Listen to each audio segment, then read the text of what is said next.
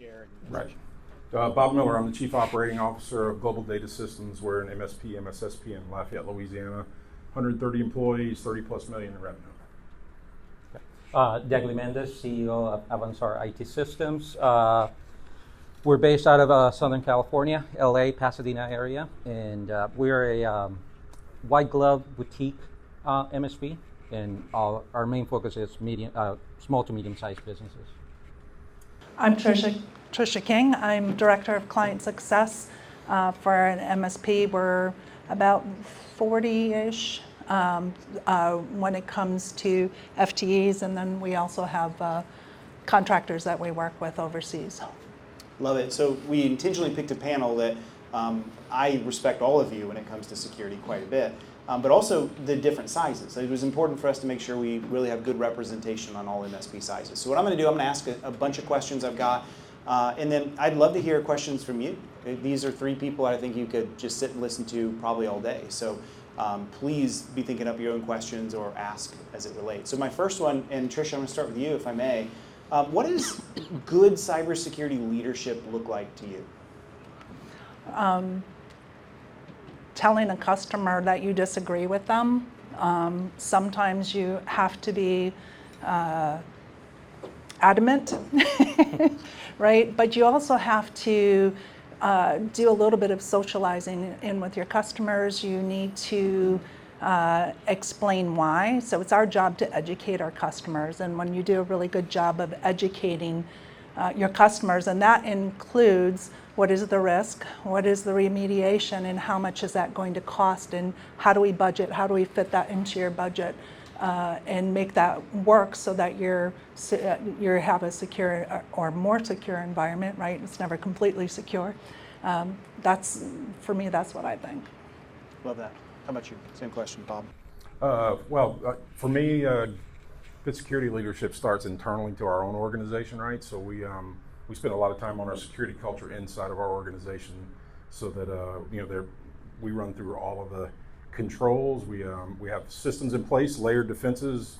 So we pretty much live what we preach. That's probably the first thing. And the reason I do that is because when our people go and they interact with clients, they're speaking from experience of us actually following the same policies, procedures, and practices that we're talking to the clients about, right? So they have a first point, they have a close relationship with that.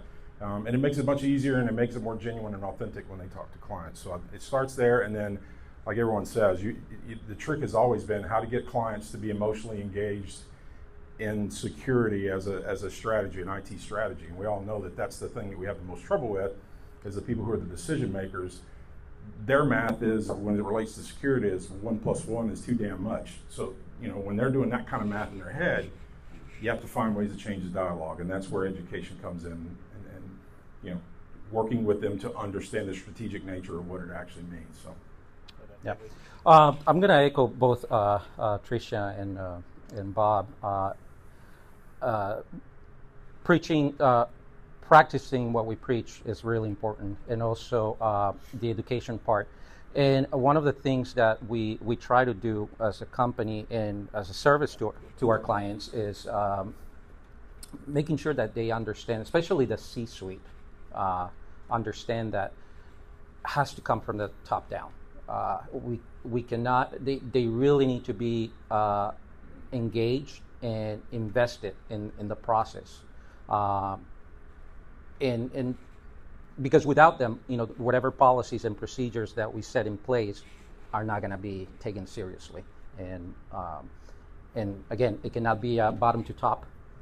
It has to be top to bottom. So Degly, I want to follow on that, and then Tricia, I want to hear from you on the same question. How do we get there? How do we get to a conversation with the actual decision makers, VPs, CEOs, leaders, and not a gatekeeper, right? Like we talk about this often in security. Sometimes we end up talking to an office manager, for example, and their job is literally to be the gatekeeper, to keep people away from the CEO, so the CEO can focus on running the business, right? And so their whole job is to, let me take a look at that, and so you lose buy-in. How do we get past that gatekeeper and to the decision maker?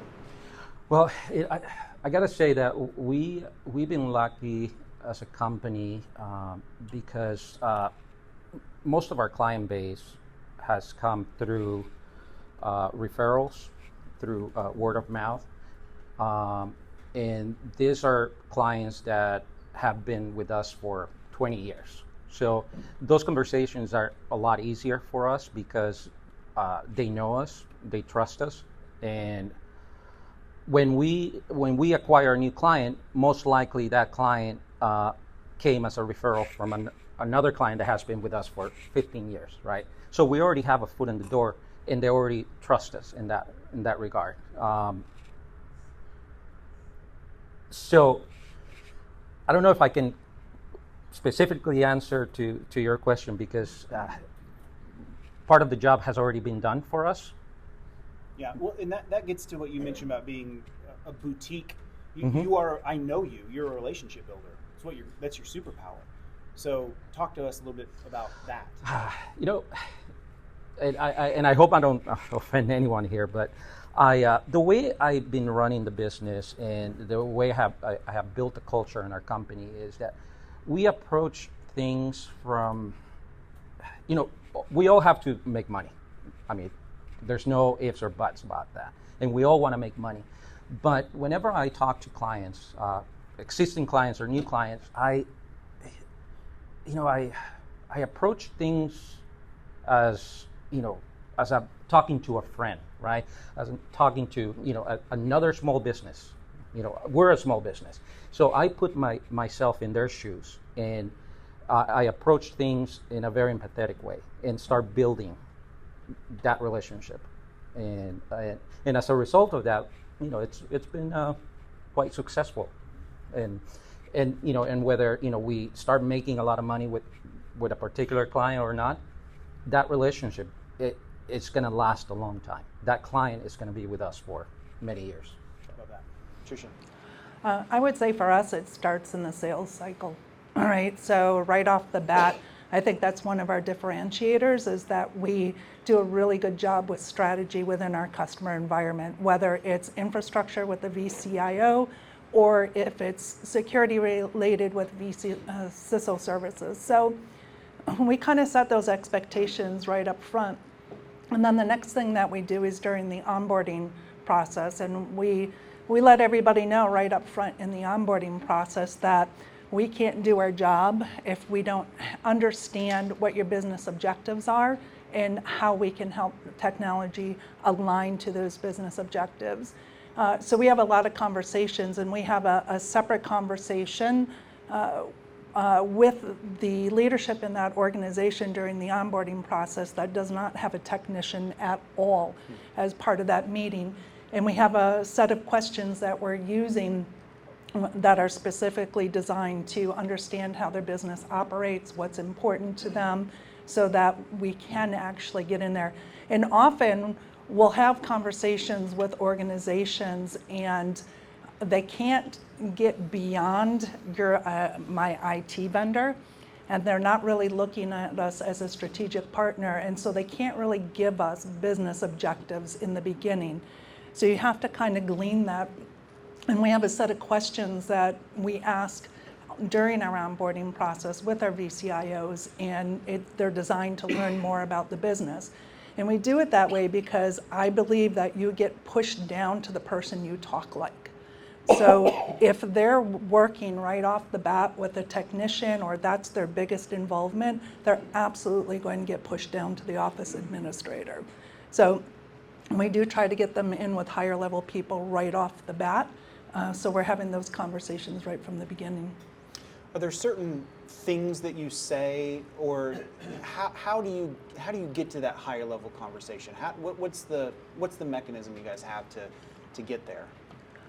Well, we have most of it is just a set of questions that we require them to ask, and that also then will lead into other questions.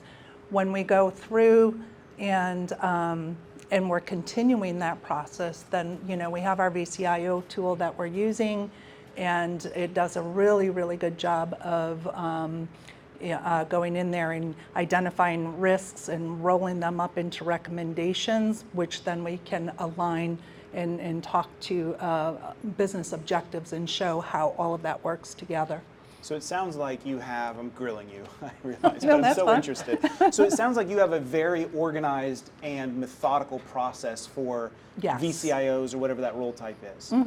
Yeah, this is something that I personally have spent a lot of time building within our organization. I think we've always done a really good job, but one of the really big things that kind of clicked for me is when Windows 7 went end of life.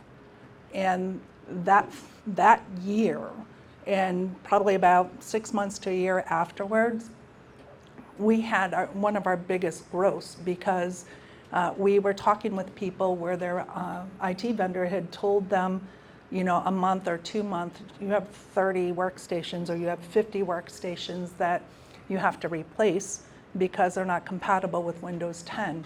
And I was like, really? Like, we've been talking to our customer about this for years.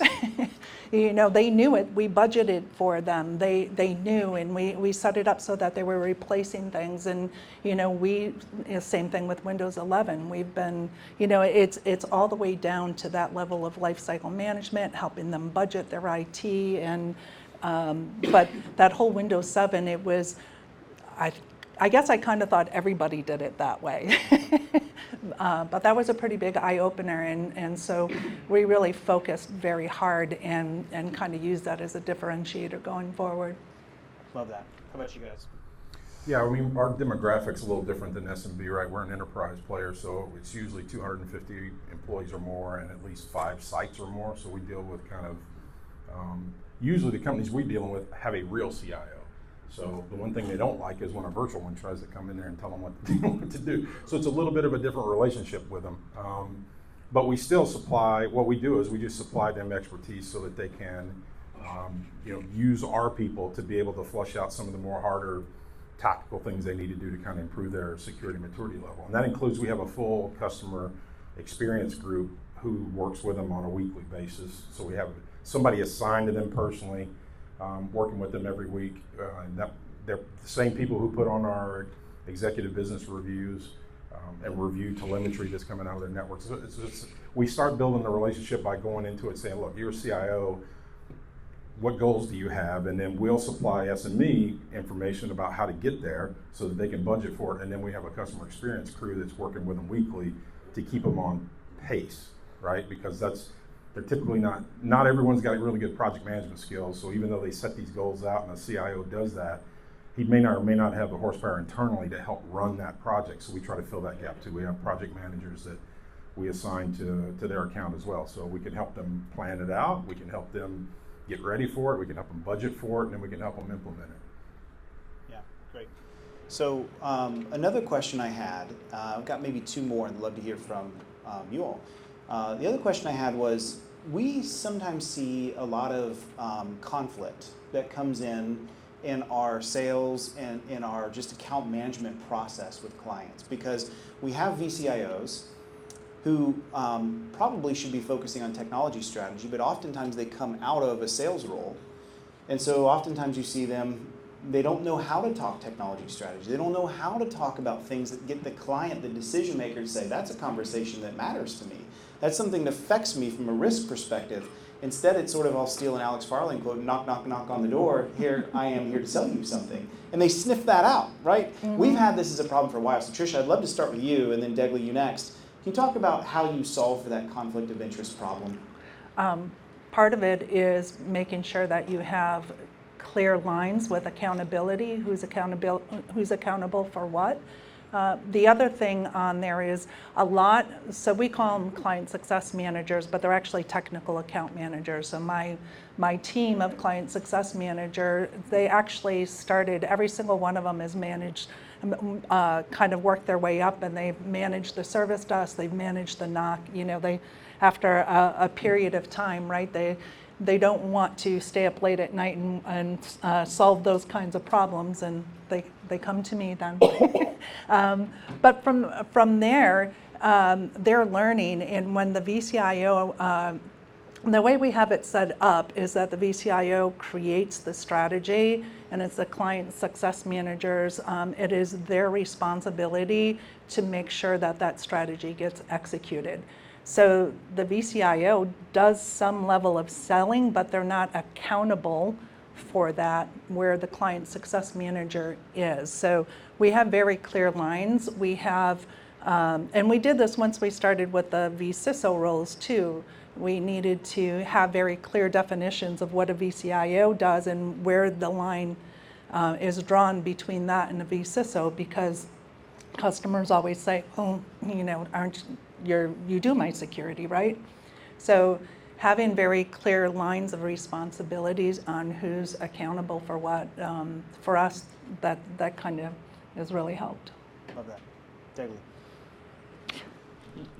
Well, since we're a small MSP, right? I'm part of that process along with another one of my guys, and again, going back to that relationship building that we try to do every time, we let those conversations take their own course organically, and if we acquire a new client, right, obviously we go through our process of finding their goals, their objectives, where their pain points are, and then we work with them with their budgets, right? If they don't have a budget, and this is I think another thing that is very important to me, and going back to what I said earlier, that I, as a small business owner, I put myself in their shoes. Sometimes we don't have 30 grand to just just throw it away, or not throw it away, but to spend money on whatever it is. So if they don't have the budget to do something, right, to reach maybe a goal that they have for this year, we work with them and we tell them, look, we're gonna plan things out for you. We don't have to go all out all the way today or tomorrow. Let's start little by little and work with what you have. Leverage what you already have, and then start building everything. So. Yep, I love that. Thoughts, Tricia, ours is the same thing. All of our customer experience people were engineers or support people who work themselves up through management because they understand the entire ecosystem, how it works, how it's wired together, so they can provide the best support for a customer. So that's definitely a tactic that we use, and we get good results with it. So. That's basically what we do.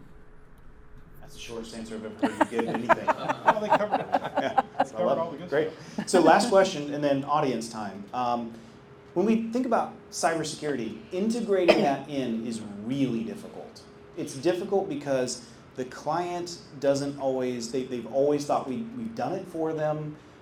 When Tricia, you mentioned even what does a vCISO do? Mm-hmm. It's different than a VCIO, yet most MSPs don't have the resources or the client size that hire an individual vCISO. So that person puts on different hats, right? Mm-hmm. So we have the client inaction of, I don't want to pay for this, I've never needed to pay for this. We also have our own, we're not comfortable in our own shoes when it comes to security because most of us didn't come out of a true security role ourselves, so we feel a little bit like, whatever the analogy is, like I'm not the expert. So how do we deal with that? How do we fix that problem? How do we get more effective in actually getting the client to buy in cybersecurity? I'm going to start with you, Bob. We had to get creative because I think I'd be surprised if anybody here feels like they've got that wired and know exactly what to do because it's a really difficult part of trying to sell security to anyone. So we've taken a couple different angles. I sort of invented a security maturity level framework for our folks. It was just layman's terms that they could use to work with executives to kind of explain the different layers of types of security. So it wasn't all technical, right? So again, you're trying to get those strategic conversations. So you need to be able to do that in language that they understand, and that's very critical to even be able to break the door open. And then more recently, the kinds of things I've been doing with running incident response games, because that seems to have connected with the most people lately. And then once you do a tabletop with someone, or like in our case, an automated game, once you do that, they get emotionally engaged with the process, that changes the discussion immediately. That completely changes the discussion. They're no longer you're no longer having to qualify yourself and your abilities and what the value proposition is for that. It turns out when you put them into a vice and you squeeze them real hard, even if it's a virtual game when you do it, they actually let go of all of their preconceptions about what's going on, and then they get emotionally engaged in the process. And that's the thing I've been looking for forever is, how do I get these people to just quit doing just math? Because if you're just going to look at it from a math perspective, it may never make sense to you. But if you ever go through an incident and you're put through the pressure that Robert talks about so eloquently, you put a CEO in that oven for a while and crank the temperature up, their perspective on life changes a great deal, right? So sometimes you got to get creative about how you're going to go at your clients. Find another way to do that. So. I want to come back. You mentioned your cybersecurity maturity model. I happen to know it. I've seen it. I'm sure others, you would be willing to share that with others that want to see it. It's kind of like, anyone familiar with like the ConnectWise, used to be service leadership, the OML, like operational maturity levels, some way to sort of gauge yourself, right? Where do I exist? Where am I at in my own maturity as an MSP? So what, Bob, I want you to expound on this a little bit, because basically what you've done is you've taken that idea but built a client-facing security maturity model that they can see, oh my goodness, I'm at level 1? I might be a 150-person organization, but I didn't know we're at a level 1, and the average for my industry is 4. Well, what do I need to do to get there? So it's a way for them to grade, it's a way for them to do peer analysis. There's one thing decision makers don't like being is behind their peers on things. So just expound on that a little bit for a minute, if you would. Yeah, I don't mind. So we're service leadership shop, right? So we measure ourselves with an OML. We're 4.5, right? So we're religious about that. And I needed something that did that, but in more layman's and public-facing way to do it. So wildly creative, I came up with the security maturity level.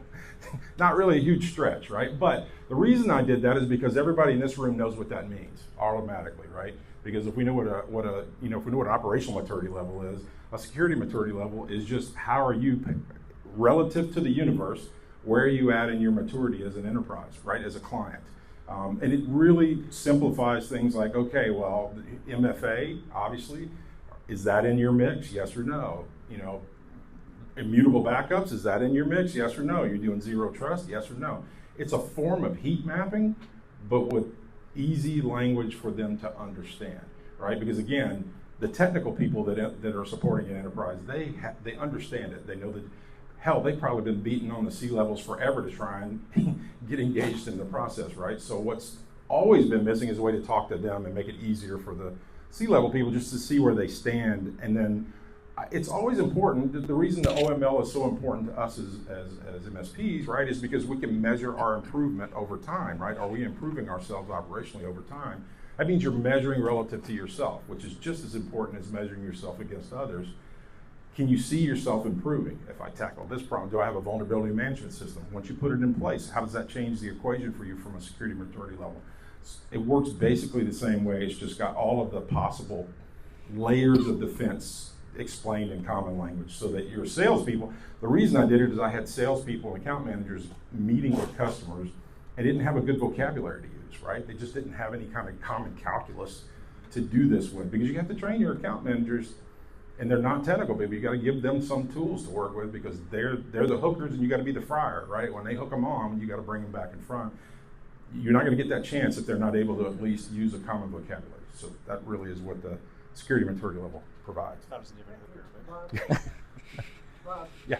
Yes. How do you do that at a C level, and how do you dumb that down? So, because as soon as you say, "Hey, do you have MFA?" to a C level guy, they're going to say, "Yeah, you don't really." I don't. You wouldn't talk about it as MFA. I use that because we kind of get it right. But you have multiple ways of logging in to give you that you really break it down into common plain language. When you log in, do you just type one thing in and it logs in and you're good to go? Okay, you're not using. We know you're not using multi-factor in there or two-factor or any kind of factor, right? You're the zero factor. You're at zero factor at that point. So that's the way you use that, right? You use it to build.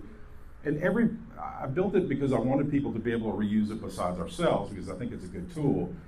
You're going to have a different approach, and every MSP is a snowflake, right? We all have different angles and perspectives and experience.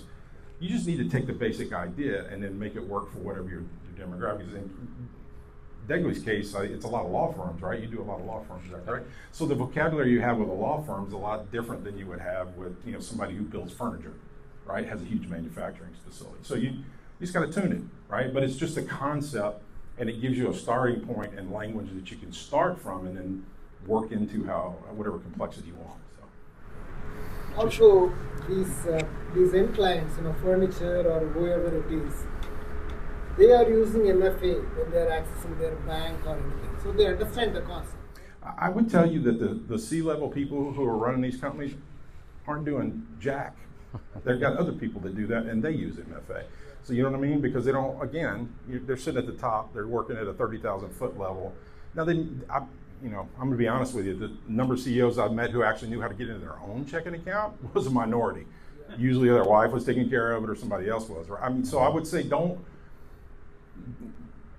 assume, right, that they're like us, who get our hands dirty every day.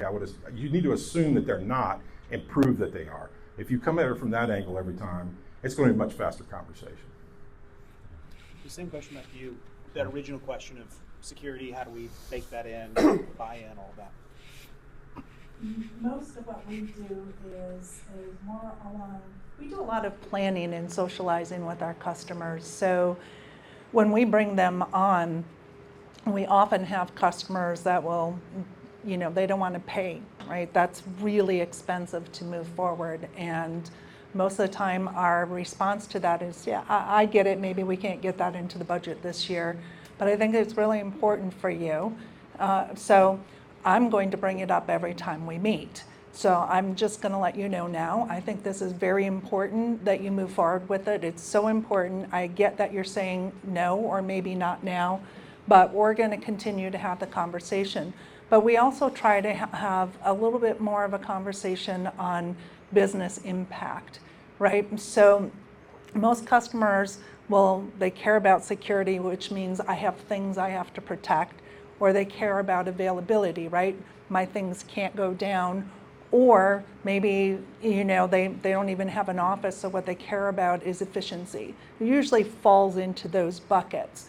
And so you have to learn what it is that they care about. I had a customer who said to me, Trish, we make garbage cans. I don't care about security. If somebody wants to steal our plans, they can have them, they're garbage cans. But then when you talk to them about security where it comes to the point of availability, right? Because they did care about manufacturing the garbage cans and getting those out the door.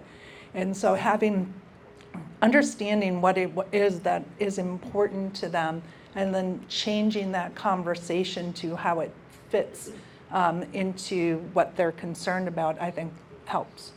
Yeah. You have to monetize the risk. Yes. You have to get them to understand. Yeah. Mm-hmm. You can't ship garbage cans for 10 days. What's that going to cost you? Mm-hmm. Or if your employee payroll information gets in the open, what's that going to do? You ain't going to have anybody making damn garbage cans if you're not careful, right? There's enough neutrally created third-party data that will show statistically for every possible business vertical that they could be in, what the likelihood or the probability is of them getting hit, and what it could potentially cost them. And then, and Wesher and I were talking about this earlier, right? Then it's kind of a matter of, you say you can't afford this, but can you afford not to do this? Mm-hmm. And that's where I've had greater success, at least the past few years, is putting it in terms that fit their bottom line. Yeah, you have to make it relatable, right? Something that they can understand, right? For instance, the MFA conversation, right? I don't want to say dumb it down, but I remember when MFA became a thing, right? The CEO of one of our clients was just livid. I mean, he didn't want it. He didn't want it anywhere. Not for him, not for the company, or no one, right? And one day I sat down with him, and I explained to him what it was going to do, right? And he still didn't grasp the concept, or just didn't want to, didn't care. And then I asked him, okay, what do you do when you get home? You get out of your car, you open the garage door if you have one, you get out of the car, go to the front door or the side door, you put the key and you unlock. Unless you have automatic doors at home, they're going to open right up for you. That key that you're putting in and unlocking the door, that's your MFA. And this is exactly what you're doing here with your accounts, with your computer. It'll become second nature. After a couple of weeks, you'll get used to it, and you won't even know that it's there because it'll become part of your muscle memory. And at that point, his brain started rolling. Okay, he didn't want to admit that, I was making a good point. He said, all right, we'll give it a try and see how it goes, but I don't want it. But at the end of the day, he was happy with it. Yeah. But yeah, make things relatable and make things get them to understand them in their way, and try to get the cost, because a lot of times that's what they look at, the bottom line, right? How much is this going to cost me? And again, going back to what we do with clients that don't have the budget, we leverage what they already have, and we work with them little by little. We get them the bare minimum if that's all they can afford, and we start moving little by little. It's better to have very little than not having anything at all. So. Yeah. Well said. The door has a latch, which is the password, but it's also got a lock, Yeah. which is the MFA. Would you leave home with the door unlocked? No. What questions do you guys have?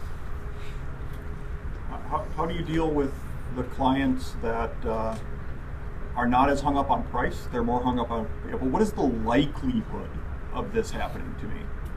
How do you deal with that conversation? There's so many statistics. There's so many statistics that are out there that can really back up what the likelihood of, particularly with an SMB, right? We get that all the time. Why would anybody want to breach me? And the answer is because you don't. They have money. You have money, but the other thing is that most small businesses don't have the resources or the knowledge to put good security tools in place, so they're a target. They just are.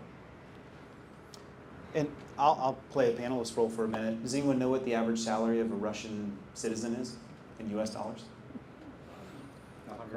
About $11,000 a year. Mm-hmm. Yeah, 11 to 12,000. So don't tell me that a $100,000 ransom doesn't make their life forever. That's generational wealth. Mm-hmm. And when you say that, they're like, oh, I had no idea. So you are absolutely are a target, and a very lucrative one, to a Russian threat actor. Just as an example, just one little point to just say, this is why it matters. You're not too small. I'm going to tell the trailer story, right? So Eric Woodard, who went through the same experience as Robert did back there, they were going through the same thing at the same time. He posted on LinkedIn a couple of weeks ago, and he was talking about the fact that he had this customer that was a trailer maker. And they're, Louisiana, it's very prevalent, and I know it is over here. There are little folks who buy raw materials and then weld up trailers to haul wood or whatever, just pull behind your truck, right, your vehicle. And it was a 20-person operation. They had 2 desktops, and that's the sum total of the IT infrastructure they had, right? But they got social engineer phished and wound up wiring $500,000 to another account that they didn't have control over because they got socially engineered. Well, it's going to take them like 5 years to make back the revenue necessary to cover that loss, right? Because they didn't have cyber insurance because they thought they were too small. They didn't have controls because they thought they were too small. Now they got 10 years to catch back up to where they were, and that's the conversation we have to have. Is like when somebody says, "Well, what's the likelihood of it happening?" What's the likelihood of you surviving if it happens, though? Right? That's the other side of that equation. You got to look at it from both angles. It's always risk. Big thing, risk transference, right? So where's that risk going to lie? If you're making a decision for your organization, basically playing the odds against Vegas about whether or not you're going to get exploited, and you're comfortable with that, then there's nothing that you as an MSP is going to be able to do to convince that person, right? You have to work with the willing. So you need to figure out if they're willing or not. But that's the conversation you have. Can you survive an incident of any kind? What's that going to do to you, right? And there are more than enough people that are, have those stories about what happened to them. I mean, how many of you guys went through SolarWinds? Yeah. So SolarWinds had us all on edge too, right? It was another third-party attack, right? So we had lots of customers that we supported, and we used SolarWinds, right? So we had to get in lockdown mode because we were at risk of something that, like what Robert was referring to. But we also had customers that used SolarWinds, right? And so we had been telling them for years about how to configure SolarWinds correctly so that they weren't going to get, didn't have a lower chance of exploitation. And they, same thing, well, I mean, what are the odds of that happening? They're a major manufacturer. Hell, they're beating on us all the time about security. Well, it damn well happened, right?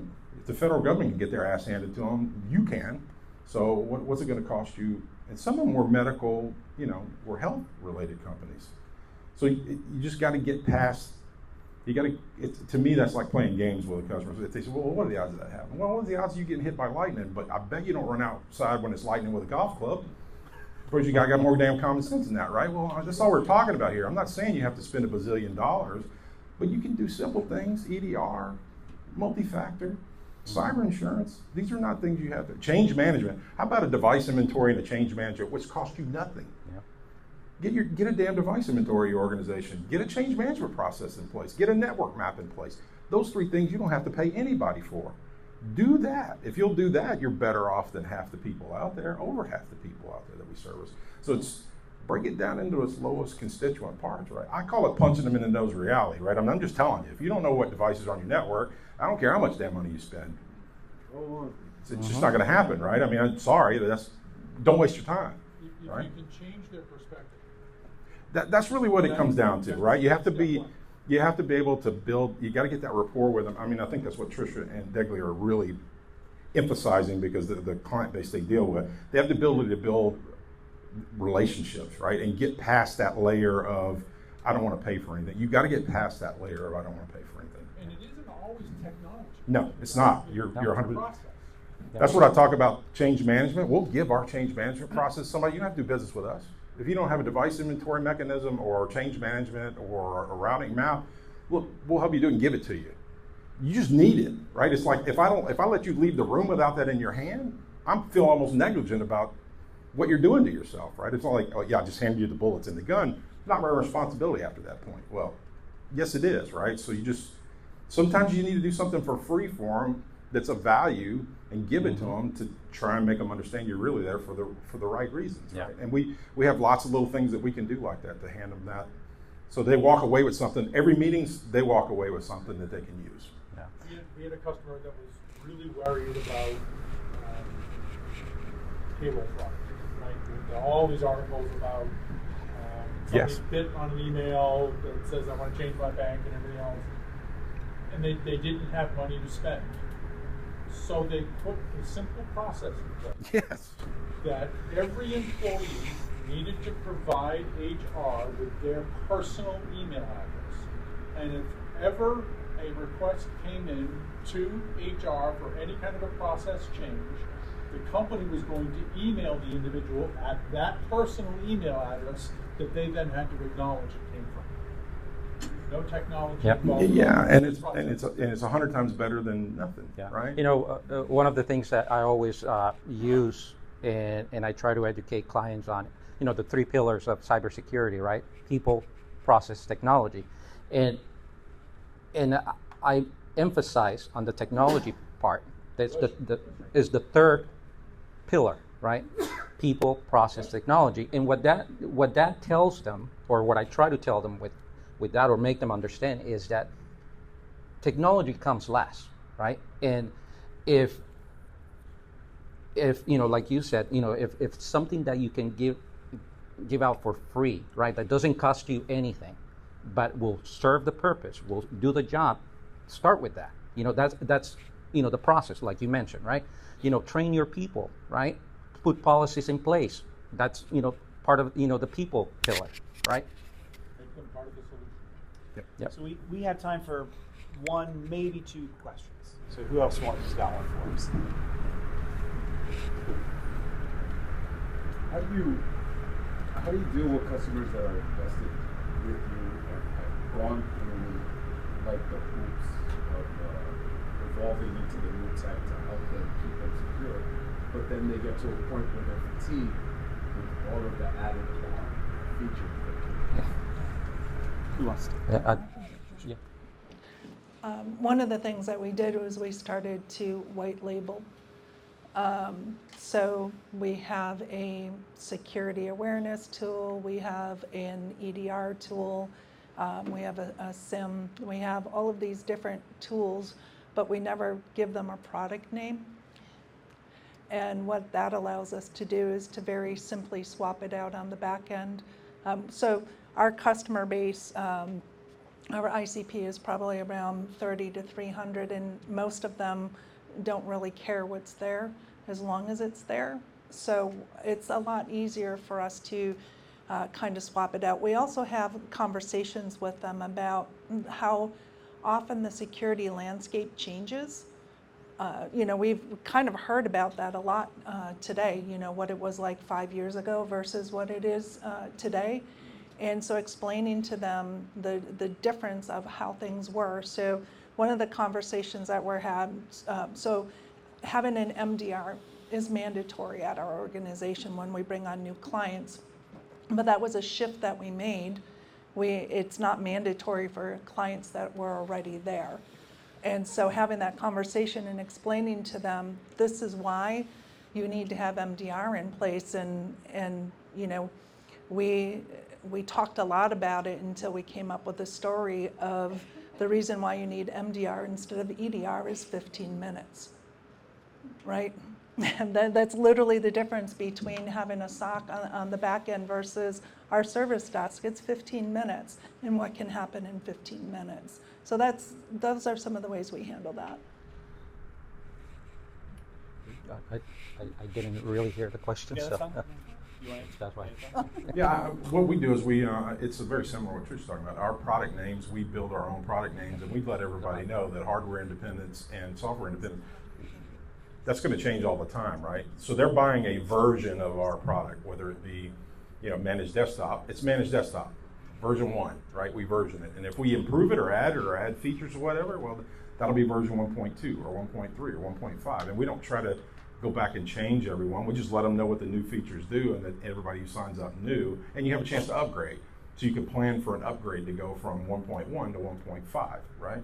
And you can budget for that. So they seem to be able to get their mind around that, because we just sort of turned into what we call a software paradigm, right? Where you're used to upgrading Windows and you're used to upgrading everything else. Well, we just use the same paradigm because it's a lot easier to talk to them about and less argument. So that's one way, that's a tactic we use for that. One more question.